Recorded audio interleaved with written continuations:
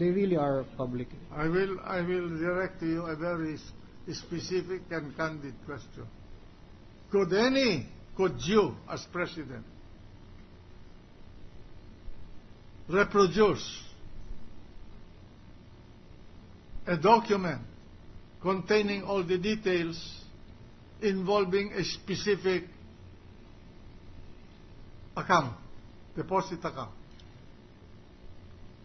Involving a specific in your account. bank. Details like account number, Your Honor? Account number, including the transactions and the operations in that account. In this particular instance, Your Honor, there are no other information in the, on the data, Your Honor. It's just account numbers, dates. There are no transactional information. There's no amounts indicated. So it could be actually done. I read to you yesterday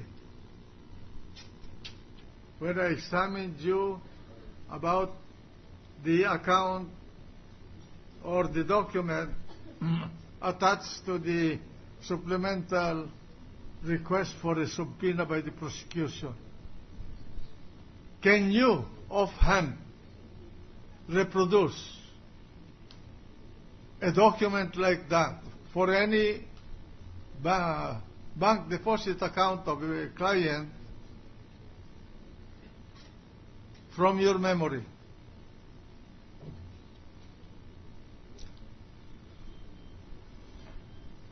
Memory, no, you're not completely, Your Honor, because you need signatures of the depositor. Okay.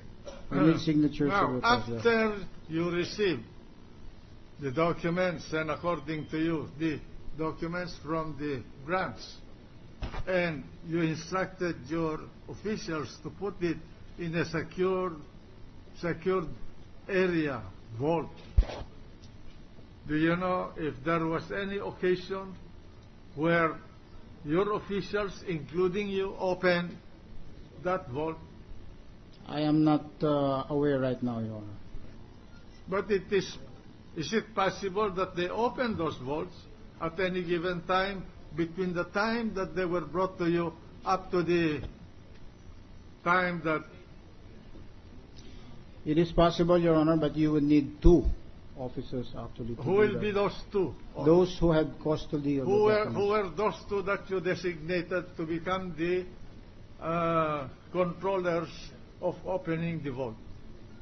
I'm sorry, Your Honor, but at this present time, I cannot really recall who was. I would need to get details and provide it to you after. You did not designate any specific people, officials of the bank? I designated my executive vice president and branch banking group head to control them and make sure that they are stored. What are them? Control the documents, Your okay. Honor. Control Sorry, the documents? Yes, Your Honor. And they in turn designated the people who would take care of the vault? Yes, Your Honor. Or they may have controlled it themselves. I'm not really certain. But you do not know the person that they designated to control the vault? No, Your Honor. All right. Thank you.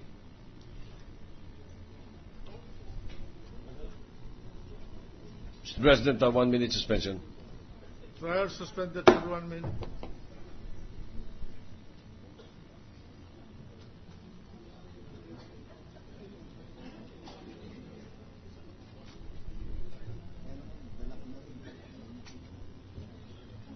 Thank you.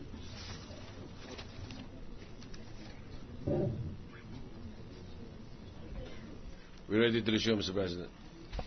Trial resumed. Mr. President, we may excuse the witness at the moment, Mr. President, and I am about to move for adjournment, but before that there are certain important matters that I have to take up with the court. Witness discharged. In the meantime, subject to recall. Thank you, Mr. President. On February 9, 2012, the presiding officer issued subpoena ad testificandum et duces tecum to the clerk of court and the deputy clerk of court of the Supreme Court, directing them to bring a record or logbook of the raffle committee showing the assignment of the FASAP case and the letters of Attorney Estelito Mendoza addressed to the Clerk of Court dated September 13, 16, 20, and 22, also in connection with the FASAP case. On the same date, another subpoena duces tecum was also issued by the presiding officer directing the Clerk of Court of the Supreme Court and Bank to bring various Supreme Court records in connection with the case of former President Gloria Macapagal Arroyo in GR number 199034, GMA-TRO petition, and the case of former First Gentleman Jose Miguel Arroyo in GR number 199046, Mike Arroyo TRO petition. These subpoenae were delivered and received by the Supreme Court on February 10, 2012. Now, Mr. President, on February 15, 2012, the Clerk of the Senate, sitting as an impeachment court, received a copy of a resolution of the Supreme Court dated 14 February 2012, which dealt with matters which are subject of the subpoenas issued by the impeachment court. In relation to the first subpoena ad testificandum et duces tecum, all items requested from items 2 to 5 were approved for release to the impeachment court, except for one item on the records or logbook of the raffle committee showing the assignment of the FASAP case. In relation to the subpoena duces tecum, the Supreme Court directed the Clerk of Court to provide the impeachment court only with the documents they deemed not confidential. Excluded in the list and deemed confidential were items 4, 5, 8, 9, 11, 12, and 15 of our subpoena.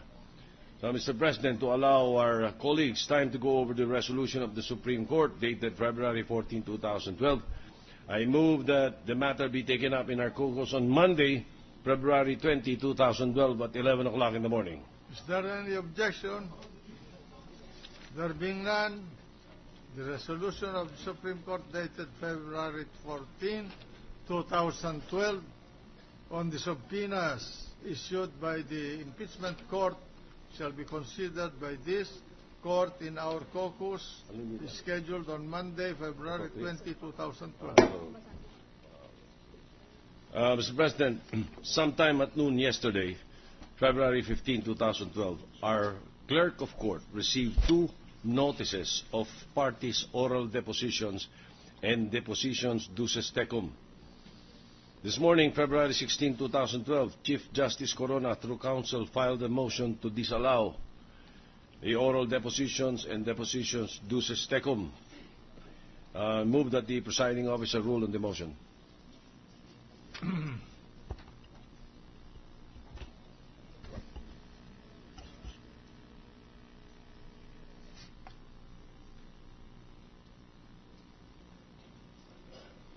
May I know from the prosecution what is the basis of your request for a deposition? Because there are requirements or conditions provided for in the rules of court as a basis for a deposition or interrogatories. Your Honor, may I request that Congressman Colmenares be recognized? Yes. Thank you, Your Honor.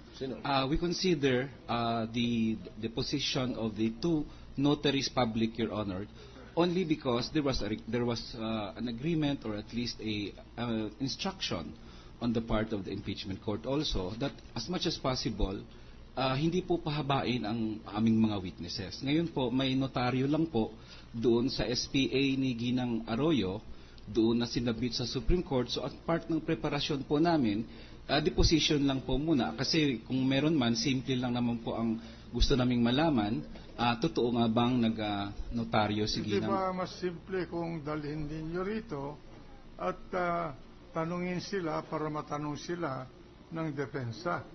Actually po, akala ko ba ang gusto natin ibunyag lahat ng pangyayari sa madla, transparency ang palagi kong naririnig sa inyo. Tama po kayo po. Ito, pag pinayagan ko ito para baga may tinatag.